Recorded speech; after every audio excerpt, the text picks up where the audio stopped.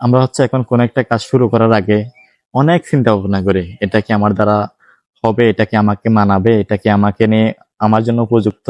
এই জিনিসটা চিন্তা করতে করতে না আমরা এক সময় কাজ কাজটা করতেই ভুলে যাই। আমার যে একটা স্বপ্ন আছে, আমার যে একটা লক্ষ্য আছে, সেই জিনিসটাও আমরা ভুলে যাই। কারণ মানুষ কি বলবে, এই যে জিনিসটা করলে হয়তো বা মানুষ আমাকে এই জিনিসটা বলবে, বা আমি আমার দ্বারা এই জিনিসটা কখনোই সম্ভব না, বা আমি এটা করলে মানুষ, সমাজের মানুষ আমাকে এটা বলবে বা এরকম বলবে। এই জিনিসটা নিয়ে আমরা সবসময় চিন্তা থাকি। দেখেন, আমরা যে চিন্তাটা সবসময় মাথায় রাখি না, ওইসব কখনোই আমাদের সাথে যায় না, ওইসব কখনোই আমাদের সাথে হয় না। আমরা ওইসব চিন্তাই করি যেটা আমাদের সাথে কখনোই যায় না, যেটা আমাদের সাথে কখনোই হয় না।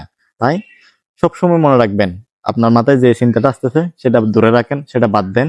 আপনি যেটা করতে চাচ্ছেন সেটাই করেন। মানুষ সর্বোচ্চ একদিন, 2 দিন, 3 দিন, 1 সপ্তাহ বলবে।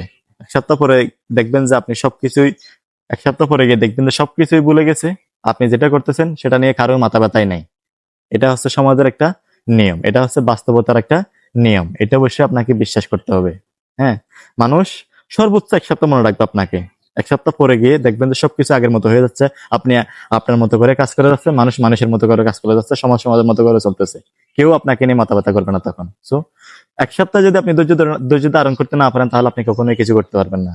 তাই যেটা আপনি করতে চাচ্ছেন সেটাই শুরু করে দেন। সমাজ কি বলবে, মানুষ কি বলবে, বা প্রতিবেশী কি বলবে, সে চিন্তা না করে এখনই শুরু করে দিন। ইনশাল্লাহ আপনার জন্য ভালো কিছু আসবে।